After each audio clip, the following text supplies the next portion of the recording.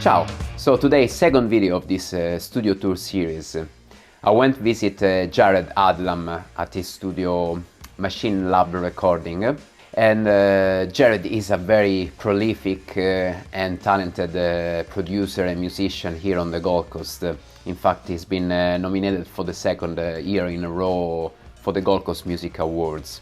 If you're into the analog world, make sure to stick around because you'd love to see Jared's studio and his hybrid setup. Please make sure to subscribe and like the video if you like it, and that will help grow the channel. Saying that, I hope you're gonna enjoy the video. So we'll see you next time. With Jared here. Hey everyone. And what's the name of the studio? Let's Machine Lab Recording. Eventually the studio will be in the shed, just separate to the house. But there is the shed. For the time being, it's it's in here. So if you want to come on in and have a look. Let's do it. After you. All right. So as soon as you enter the room here, you got like the house kit right in front of us. Yep. So I play a bit of everything. My main thing is guitar and bass, but I can play drums and keys and whatnot to a certain level. Certainly not like, I've got an amazing friend, Reese Baines, who's an incredible session drummer, and I usually get him to play on anything that I can't, do myself. And then I work with a lot of bands, and I think I love having, it's not the best kit in the world, but it's a nice kit that works. So, artists or drummers can bring their kits in if they want.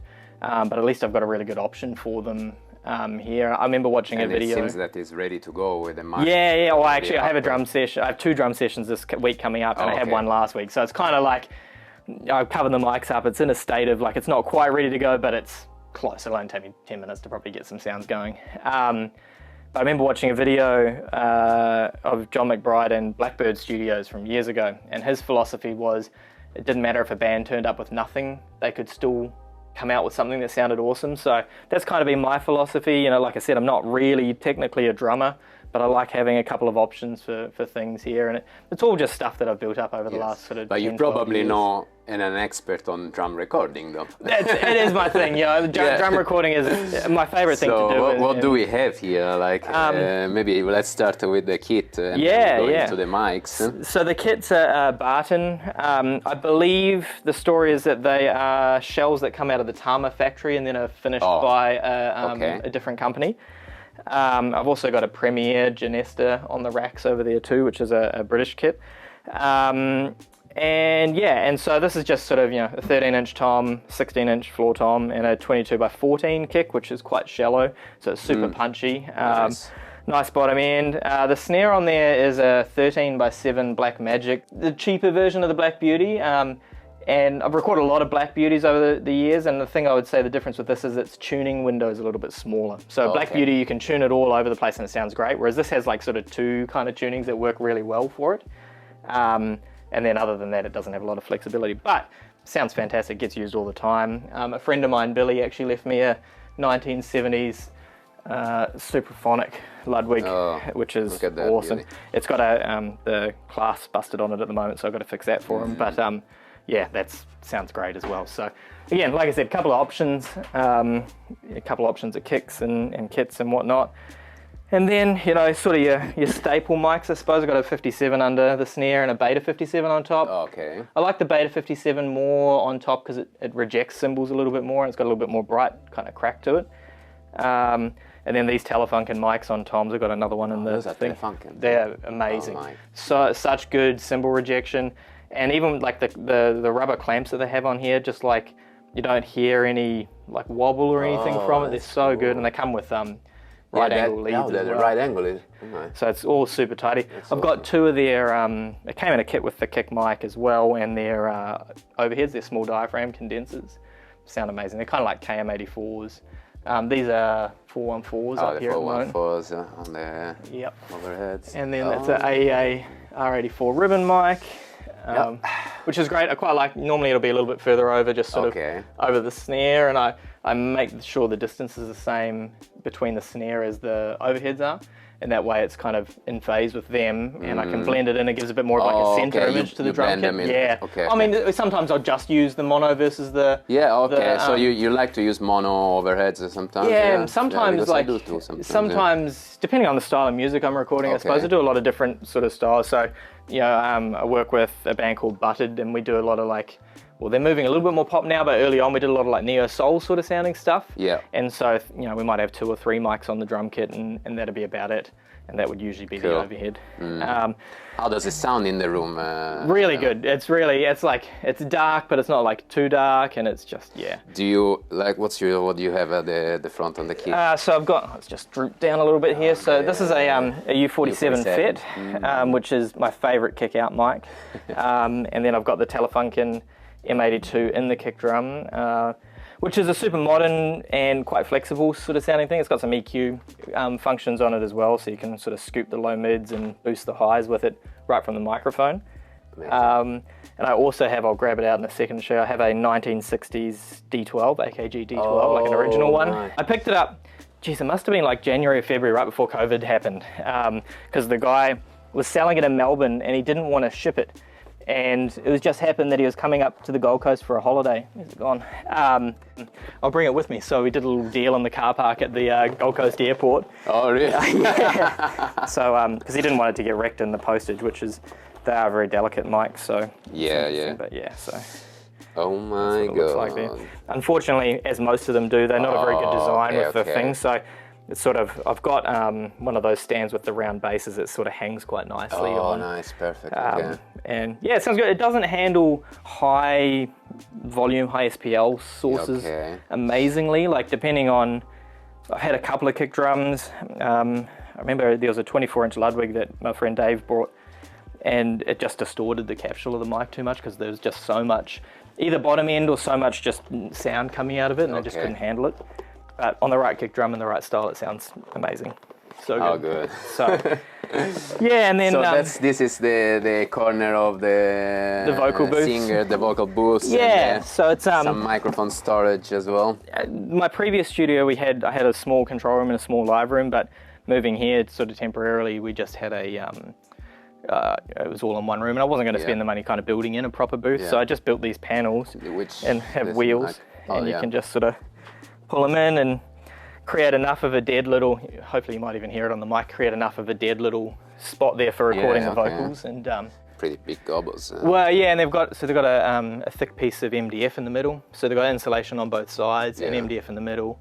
And you made them by yourself, Jared? Yeah. Oh, good. I actually, everything in this room I made, cool. except for the legs on the desk. But me and my wife actually made the rack thing as well. Did you? Yeah, That's pretty awesome. We'll get there. Yeah, we do like.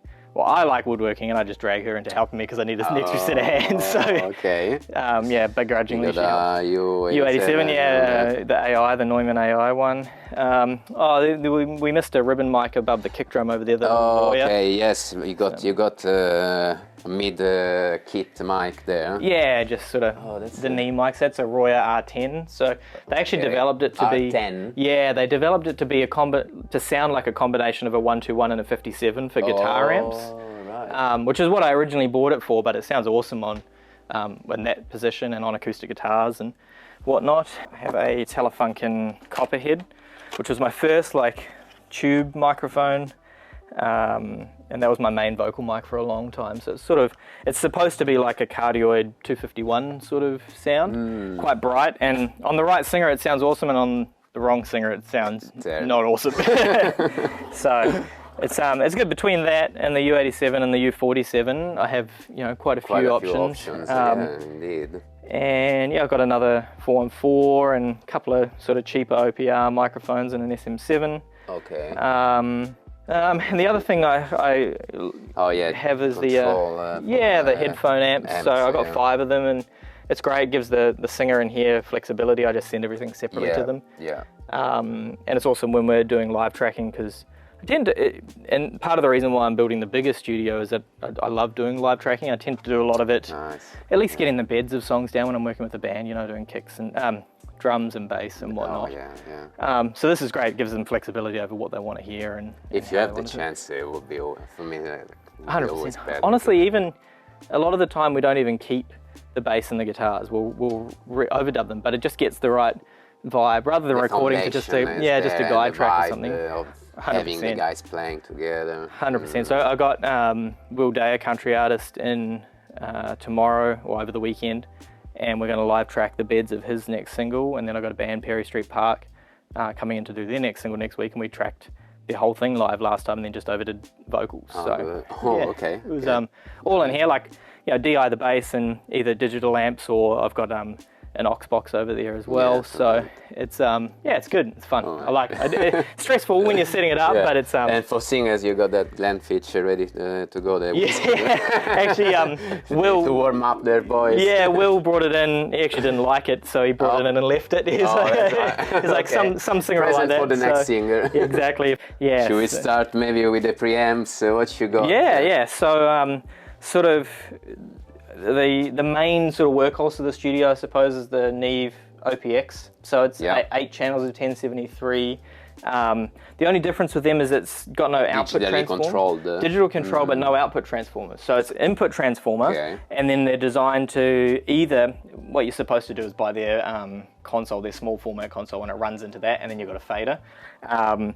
But otherwise you kind of run it into a compressor or something if you need. But the beauty about it is, compared to, like, say, a normal 1073 where it's 5 dB, the light's flickering, this is all 1 dB steps. So you've got finer control over it anyway, which is really, really useful. And I've got an Avalon, which is actually my friend Sam Valens. He's just lending it to me because he's not using it at the moment, which is pretty cool. Friends that they don't use these beauties. I've got several things of Sam's. I've got this Avalon DI is another artist I work with, Brooke Chevelle, a good friend of mine. He's left it here. In Billy's snare, you know, like, it's funny because, like, people will come around and they're like, oh, I'm not using this moment, will you use it? I'm like, of course I'll use it. Yeah, of course I use it. If I've got it. So, and then I've got 4 APIs, so two actual APIs and 2 cappies, which are 512s. Oh, the cappies. The cappies are the like the 70s API sound. And then the 512s, these are the V ones, the new ones they brought out with the output as well. I use them on kick and snare, or at the moment the Phantom's on because it's going to my guitar DI that I'm using at the moment as well. Oh, is this Chandler channel strips? Channel strip. So they're the cassettes. So they have the TG2 microphone preamp, which is their standard pre, and then this is actually linked to the EQ, and so it's a small version of their curve bender. Their curve bender is their big, like, mastering style EQ, so that's just a small version of it, which is great. Shelf, top and bottom, and then a sweepable mids. They're fully scooped at the moment at 500 because I had them on toms the other day, so which they sound great. And then you've got the opto compressor, which you can see the meter. It actually, it's like a hold function. So you set it to kind of, it works backwards, and you set it to, I only want a little bit of gain reduction. So it starts at +12, but you don't actually take any notice of the numbers. You just look at the meter and how much it's moving and how fast. So they're super confusing. People come in to use my studio from time to time, especially at the old place, and they were like, I don't understand what's going on. As with anything with music, you kind of use your ears anyway. And But they can be quite aggressive. So I use them, when I'm mixing, I use them on my drum bus on, like, a parallel chain. Oh, nice. Okay. Or when I'm recording, I actually have them, so I've got a couple of room mics up there, some biodynamic ribbons that are covered up. I forgot to ask you, in fact, if you had the room mics. Yeah, so I've got a couple, they're biodynamic M160s, and I run them through the compressor there and hit them pretty hard, and it sounds great for room mics. So. Yeah, that's they're great. I thought that they were going to work better on a lot of different sources, but they're quite a mid-forward preamp, so I find that, again, kind of like the Telefunken, when it works it sounds amazing, but if something's not quite sitting nicely with it, it's not sitting with everything. So I got one Neve there, and and then these are Rupert Neve's compressors, so they're diode bridge compressors. They're like the 33609 if you know those ones, and then their EQs, which are kind of like their 1073 EQs, which are really nice. And then I have 4 Universal Audio tube pre's. They're a bit of a staple. I actually bought that years and years ago when I was running in a Polo rig because it ADAT and it would expand how many channels I had, which is great. This is my baby, the stay level. So if you might be able to see if you hold the camera around, it's got like 5 tubes in it, and so you may be able to see it. So it's an old, like, radios design. It's got a massive transformer and then a bunch of tubes, so it's yeah, it's what you're using it on. so the mix I was doing this morning, I was using it on bass, but it's usually one of my vocal compressors. So I have it set up a little bit slower and kind of almost like an LA2. I use it after an 1176 to kind of smooth things out. Okay. But it can be super aggressive too, which is really cool. And then the Distress is my favorite tracking compressor. Yeah. That was the first compressor I bought, and track with it, yeah? everything's amazing. Like you can get sort of 6 or 7 dB of gain reduction on a 3-to-1 with like medium fast attack and release, and not even hear the compression working, but it just smooths everything out. So that's like, yeah, awesome. And then snare drum and whatnot when I'm tracking. The British mode as well. Yeah, so you can slam things if you want to as well. And then we've got the 1176, which consequently does do that. You know, you can press the whole button, all the buttons in or whatever. I'm having a bit of an issue with this at the moment. It's not working properly, so I need to get it serviced. But that's going great. And then, you're running on a HDR. Yeah, so that was something that I moved to. Yeah, you say you were using a universal. Apollo, yeah. Oh, okay. Semi-recently, huh? Yeah, probably, how long have I had that now? 2 or 3 years. Oh, okay. Yeah, like not like crazy recently. I think I might have had it for about a year at the old studio and then 18 months here. Well, what makes you move? I was having some issues because I have so much outboard gear. I love to use it when I'm mixing, and so I was having some latency and phasing issues. I couldn't get the hardware I/O compensation to be right. Running things in parallel sounded fine if you're like running the stay level on a vocal and it's just that. But when I was using the channelers on my parallel drum bus and I'm blending it in, it would phase out a little bit. And no matter what, because you can put different numbers in the setup, for the compensation, I couldn't get it to work right. And an old lecturer of mine, Jeff McGahn, was selling this because he was moving to a different rig, and so I picked it up pretty cheap from him. He did me a bit of a deal, which is great. And because it's the Avid thing, it actually calculates it all itself, so it's perfect. And so at the moment I'm just running 16 channels, but I am gonna get something to expand that once I'm in the new studio, because obviously being able to do, I do a little bit of live tracking here, but not a heap. Obviously the size, but once I'm down there, it'll be, I'd like to have. And you think you're gonna stick with the? I'll probably stick with Avid, but I think I'm gonna go to their new Matrix system. So because they've just 32. Yeah, well they've got a what's it called, the Matrix Studio. So it's a single rack unit. But they've just announced a Thunderbolt 3 card option for it, so I can get rid of the HD native little box that I have to run with it as well. It'll all be in that, and then this will just hook into it. So I'll have 32 all up, which will be good. Yeah, and then on the desk I've got a few. On the desk we got quite a few more. So this is, at the moment I'm in mix mode. I've been mixing the last couple of days. So this is an API EQ that I run on my whole mix bus. Love the 5500 because you can, normally with an API you've got 2, 4, 6 dB increments, but you can split it in half and then a quarter. So I've just got it in half, so I'm doing, that should be there, doing a dB on 100 hertz, dB off on 240, and then a dB on at 12.5K. So I'm just a little bit of a smiley, just almost a little bit of a smiley face kind of thing. So that sounds really great, and it's got, you know, the API op amps and whatnot in it as well, so it adds a little bit of color.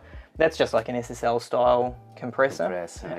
So I run those together, and then this kind of is the last thing that finalizes it all. So this is a Verimu, it's called a Revolver. So it's like a tube compressor. It was based off the Abbey Road Altex that they had for mastering, and so it's like I only get maybe a dB at most of compression on it, but with the massive transformers and the tubes on the back, it just seems to like do something to the transients in my mix that just keeps everything really nice and in check. And like you take it off and you're like, oh, the mix feels so boring. And you put it on, and it, like, again, I'm not increasing the volume or anything, it just like adds a whole heap of weight to it that sounds really, really good.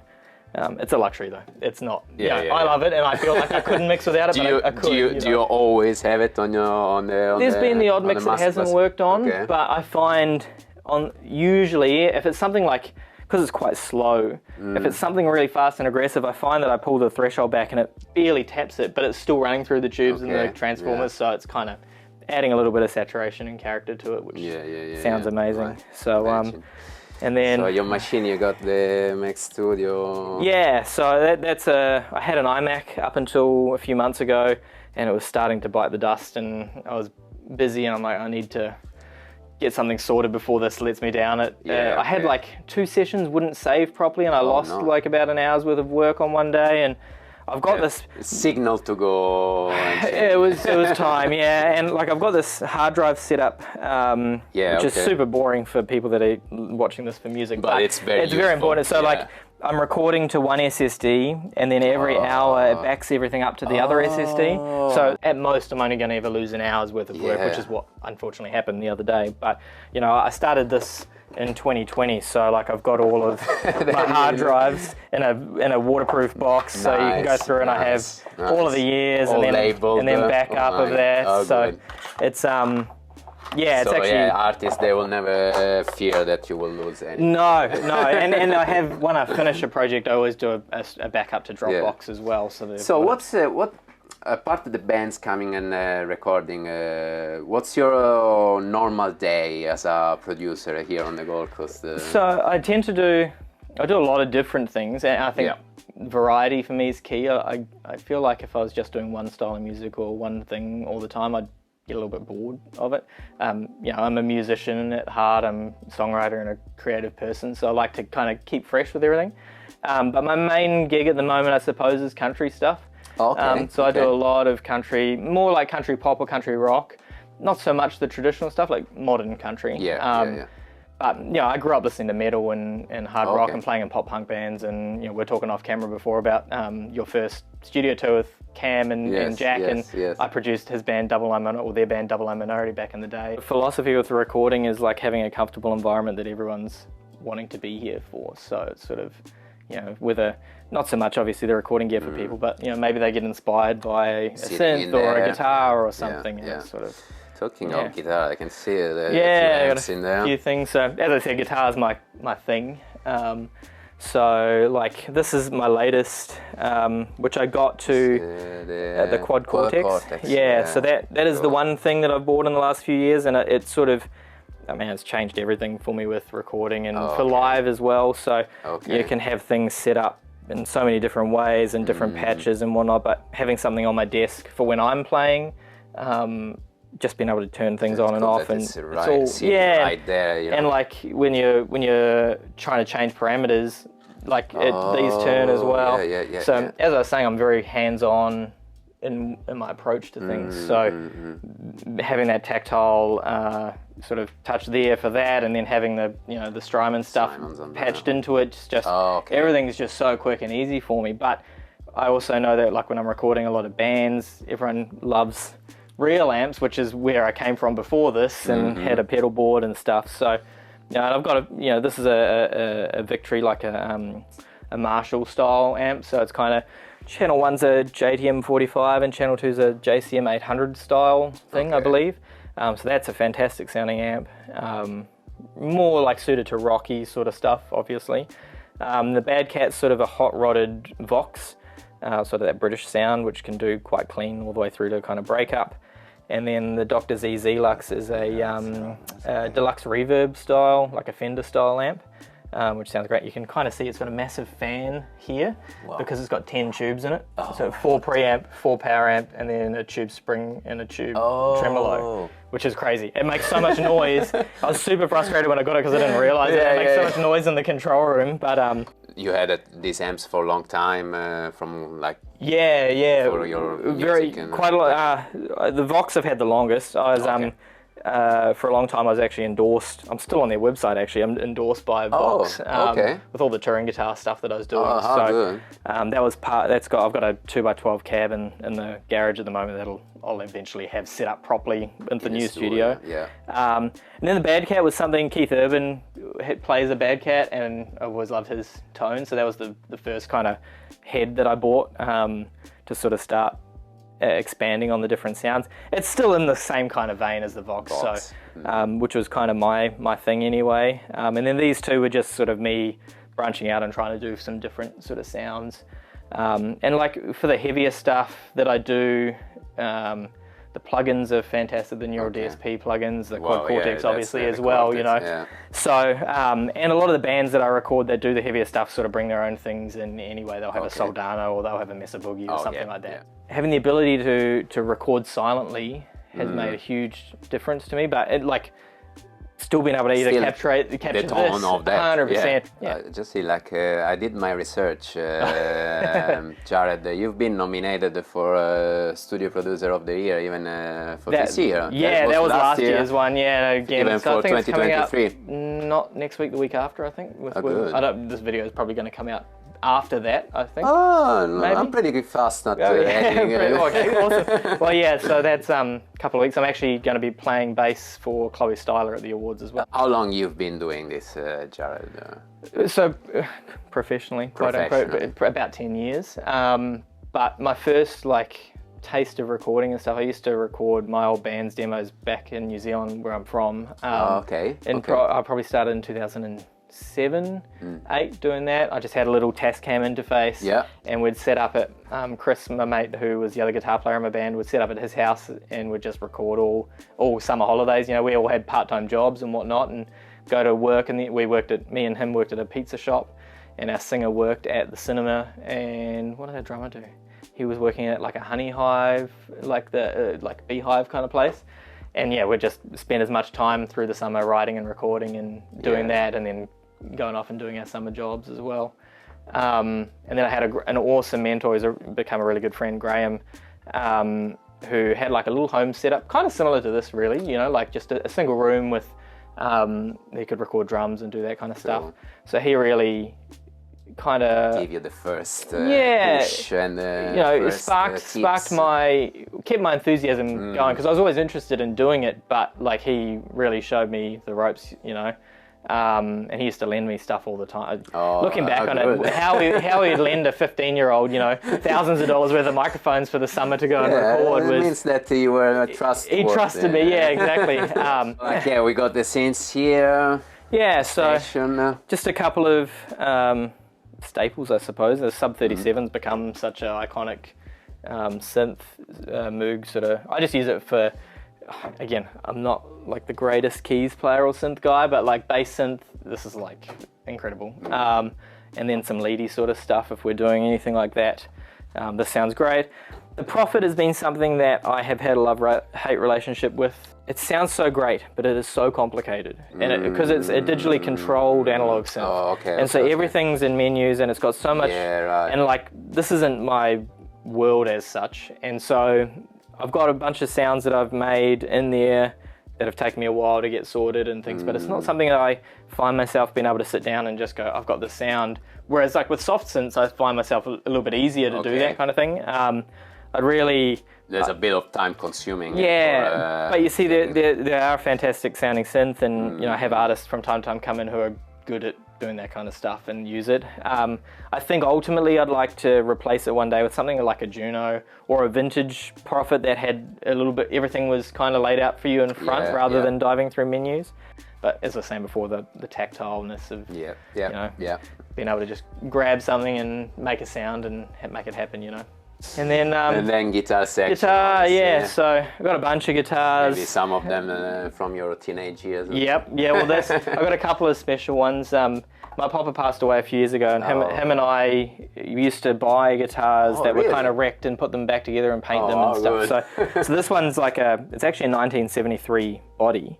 But we bought it, the neck had been broken on it and the pickups didn't work, so we bought it for a couple $100 and sanded it back and repainted it, put some pickups in it, put a new neck on it, and this was all through high school. This was my main guitar in the band that I was in, and I'm not happy at the moment with the pickup configuration. The humbucker and the single it's the wide range humbucker, that's okay, but the single coil that's in there's a Seymour Duncan Antiquity, and it's too bright compared to it doesn't work with the neck very well, so I'd like to switch that around at some point, but for now it's fine. My first guitar as well as a Telecaster, which I brought from Rome. And it's they're so versatile, they're so good. This was almost my first guitar. So my best mate in NZ, Andrew, he's got my first guitar, and this was his first guitar. They were both swap it. Yeah, well they were both sunburst finish, like that kind of finish. Strats, right? Squires. And my one at the time had a humbucker and 2 single coils, and he had just the single coils, and I wanted the single coils and he wanted the humbucker, so we just swapped. And then same thing, me and my popper stripped it back and painted it. We painted it the grey, and then I had a car painter put a clear coat with a fleck in it, so it's kind of shiny, which is cool.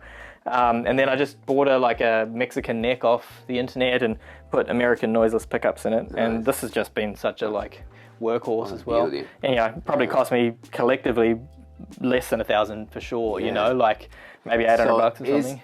You were doing this works with your pop. He was a player as well? Yeah, he's who got me into guitar in the first place. So he loved Hank Marvin and the Shadows and the Beatles and all that kind of stuff. And he had a red American Strat that I used to learn how to play guitar on and whatnot. Wow. So it's sitting at my parents' house in NZ because I'm too scared to put it on a plane to bring it over. Oh, okay, okay. Fair enough. But yeah, he passed away a few years ago now, but he was very instrumental in kind of getting me into music in the first place. Not so much recording, but playing music, and whatnot. Yeah, and playing. Which is really good. So I've still got those ones from when he was around. And then this is a present from my wife for my 30th, wow. Which is it's a Martin acoustic. Yeah. So it's a D16. It's so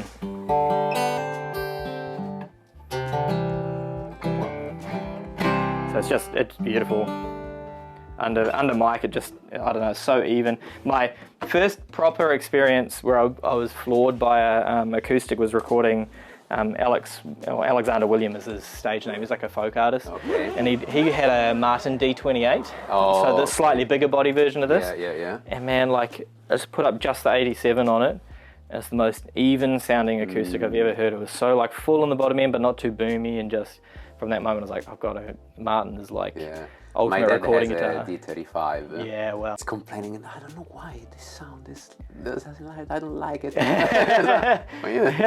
He's probably not very accustomed to that. Yeah, but also, I mean, hearing it from a mic in front of it versus hearing sitting over the top sometimes can be quite different. But still, great guitars. Yeah. No, they're amazing guitars. Yeah, so this is a Duesenberg. So they're a German guitar company. Without boring you with the details, I remember I was in America a few years ago at CMA Fest, and the guitarist of a band that I was watching was playing one, and it just sounded phenomenal. And then fast forward a couple of years, I think 2018, I was down in Melbourne, and there's a shop down there that stocked them because I'd never seen them in Australia before. So this is a 1984 Japanese Fender Tele, and I put bare knuckle pickups in it, so they're called the Country Boy set. And they're just phenomenal pickups as well, from hand wound in the UK. And so that's whenever I'm playing shows or even recording, it's usually the first thing that I'll pick up. And bought that in Byron Bay maybe in 2015 or something. Down there was a little vintage little vintage guitar shop that had records and stuff there. It doesn't exist anymore, but I just happened to walk in one day and said to my wife that she's like, oh, you should play it. And I said, if I play it, I don't know if I'm going to be able to walk out without it, because it was my dream color and everything. Yeah, okay. And we went and had lunch, and she was like, just go back and play it. And I was like, all right. So yeah, it's been my main guitar ever since. Well, I'm a hack. Right, this is not a real banjo. It's a ganjo, so it's strung like a guitar.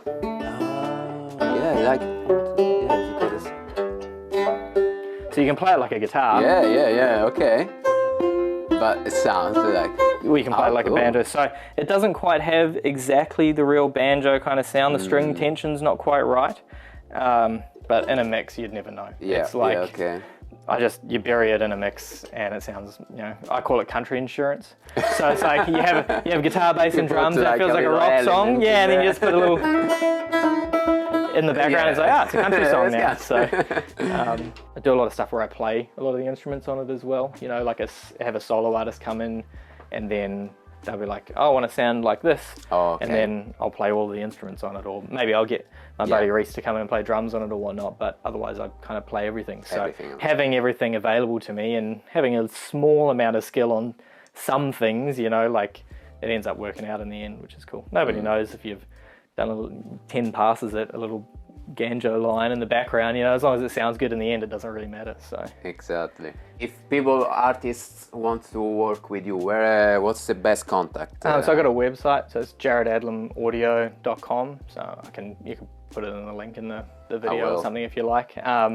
So yeah, there's like a little contact thing, and just reach out via email on that. And yeah, I do a lot, like I said, I do a lot of country, a lot of folk, singer-songwriter stuff, but then I also do like a heap of rock and metal and indie rock, and I love working with bands and just anything really, to be perfectly honest. Obviously, like the electronic thing's not really my forte, but yeah, anything with real instruments.